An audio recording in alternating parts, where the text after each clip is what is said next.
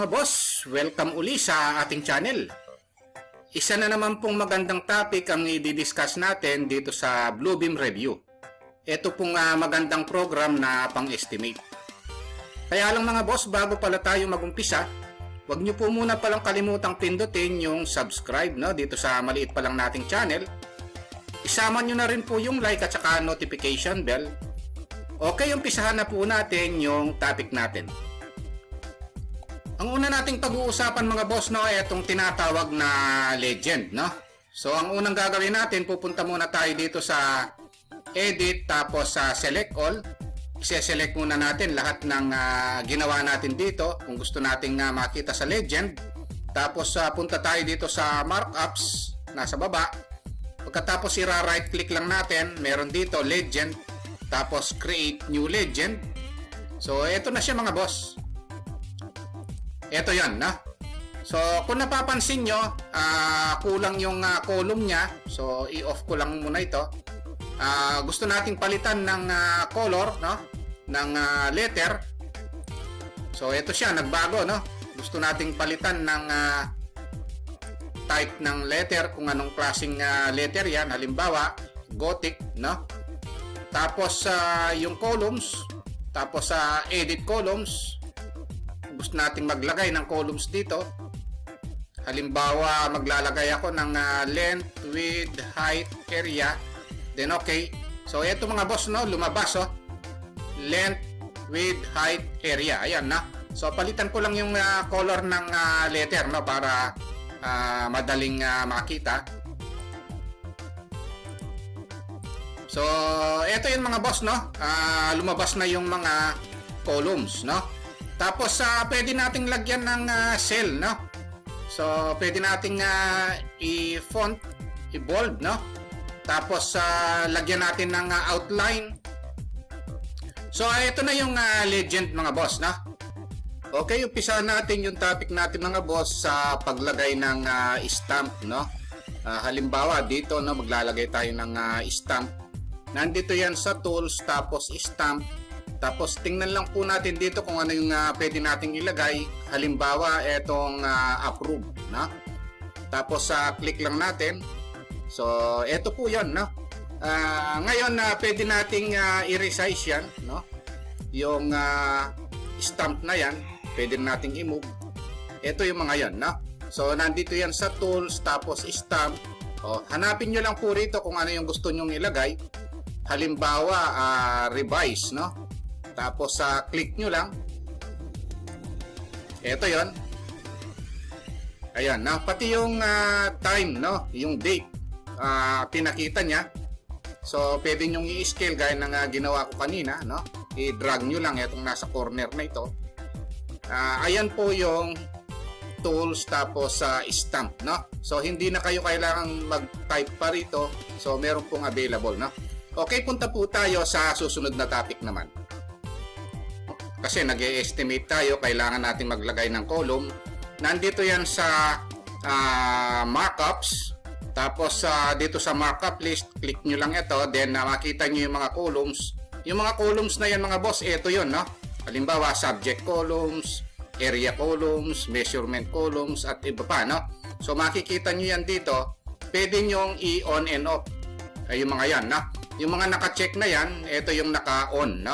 Ngayon, kung gusto nyo i-on pa yung iba, halimbawa yung length, ito yung length mga boss, lumabas, katabi ng area, Tapos yung wall area, tapos yung width, height, so ito yon, So makikita nyo rito, madaling maglagay ng mga columns dito, Dito lang yan sa markup list and then column. Kung gusto nyo namang itago mga boss, i-off nyo lang, uncheck nyo lang. Ito yon, nawawala naman siya, So ganun lang kadali mga boss yung paglagay-lagay ng mga column dito, dahil kailangan natin kung mag-e-estimate tayo, para meron tayong guide. Pag-usapan naman natin ngayon mga boss itong viewing commands, dito sa Bluebeam Estimate Program, para mapabilis yung pag-estimate natin ng mga volume, area, at iba pa, Ngayon dito, kung napapansin nyo na igagalaw-galaw ko itong view natin, no? So dito lang sa mouse ito yung roller, no? Pag roll up and down lang dito sa roller, zoom in, zoom out yan, no? Kaya pag pinrest ko naman yung roller dito sa mouse, nagiging pan siya. So nagagalaw natin yung drawing area natin o yung plan area natin, no? Kaya importante yung kabisado natin yung paggalaw-galaw, no, ng plano natin, no? Ngayon dito meron tayong ibang view na importante rin na nandito yan sa view menu. Tapos dito meron tayong nakikitang dimmer, no? So naka-dim siya ng 100%. Gaya ng nakikita natin, kung gusto nating medyo malabo siya, no? Hindi siya ganun kalinaw, o subukan natin itong 50%. So ito 'yon, no? Medyo malabo siya kumpara sa dati. Minsan kasi kailangan nating palabuin ng konti, no? Ngayon kung gusto nating ibalik sa dati, dito lang yan sa view, tapos dimmer, o ibalik natin sa 100%. Ito yon, no? Ngayon dito meron tayong dapat i-adjust, lalo na kung galing siya sa AutoCAD at may mga layer, may mga line weight. Kailangan para mapanipis natin, no, yung line weight hindi niya babasahin kung galing siya sa AutoCAD. Nandito siya, pero pick natin yung view, tapos ang gagawin natin, disabled line weights natin, no? So kasi pagka galing sa AutoCAD, minsan pati yung mga line weight niya sobrang kakapal, no? Para hindi natin makita yon, kailangan naka-view disabled line weights. Ayun, na. Ngayon meron din dito yung importante ito, yung snap to content, no? Kasi minsan hindi siya nag-o-snap, hindi siya nag-e-end. Dito kailangan natin ito view tapos snap to content. Kasi pag ito hindi naka-on, yung mga ginagawa natin dito, halimbawa mag-e-area tayo, ang nangyayari hindi siya accurate, no? Pag naka-off ito yung snap to content, no? Ito kailangan laging naka-on yan, no? Tingnan natin pag naka-on siya, ang mangyayari accurate yung ginagawa natin, no? Dito sa Bluebeam, no? Ito nag-e-end siya. Ayun. Accurate yan, no? Ayun pag naka-off yan, tantsahan yon, no? So hindi siya naka-dikit o hindi siya nagmamagnet dun sa mga endpoints, sa midpoint, ganon, no? Tapos meron din dito view, tapos yung full screen crosshair, no? So kung napansin nyo itong cross na ito, yung parang sa AutoCAD, sanay ko kasi sa full screen crosshair, no? Pag hindi nyo nakita yan, nakaganito siya, naka-off. Ayan, so wala tayong nakikitang crosshair, no? Yung mga sanay sa AutoCAD na merong crosshair, no? Ako sanay din ako naka-crosshair siya. Ang ginagawa ko, view tapos full screen crosshair, no? Importante kasi itong crosshair na ito, lalo na pag gagawa tayo ng mga elevations, no, sa AutoCAD, no? Ako nasanay na ako dito kahit na dito sa Bluebeam, no? Ngayon dito kung gusto nating i-split yung view ng Bluebeam natin, view tapos ito yun, split vertical, split horizontal, no? Kung ayaw nyong pumindot dito sa view, meron dito sa baba, ito yung mga yon, no? Ito yon, meron tayong split vertical. So ito yon, dalawa yung view natin. Parang ito yung viewport natin sa AutoCAD, no?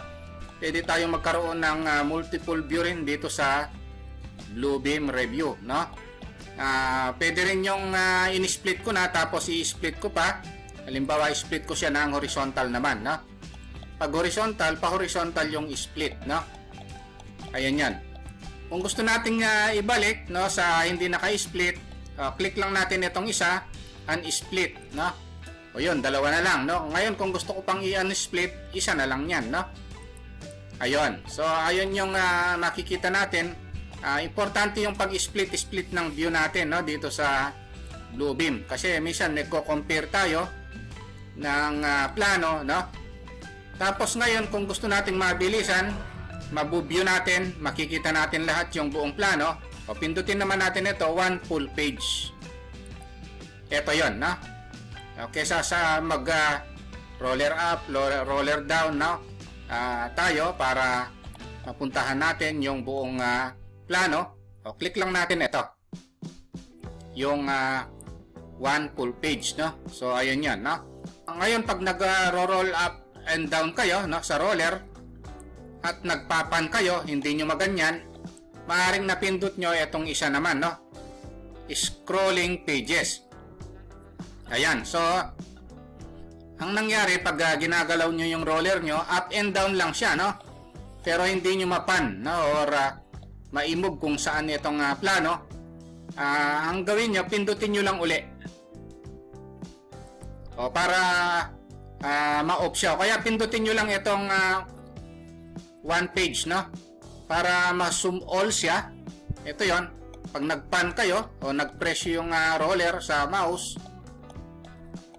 tapos dinrag nyo, ito na siya, no? Napapan na siya, no? So importante yung alam natin, no, kung paano galawin, no, yung view ng plano na ine-estimate natin, no? Okay, ayun lang mga boss, no. Kung nagustuhan nyo itong video natin, huwag nyo po sanang kalimutang pindutin muna pala, no, yung subscribe dito sa maliit pa lang nating channel. Isama nyo na rin po yung like at saka notification bell. Thank you very much at God bless po.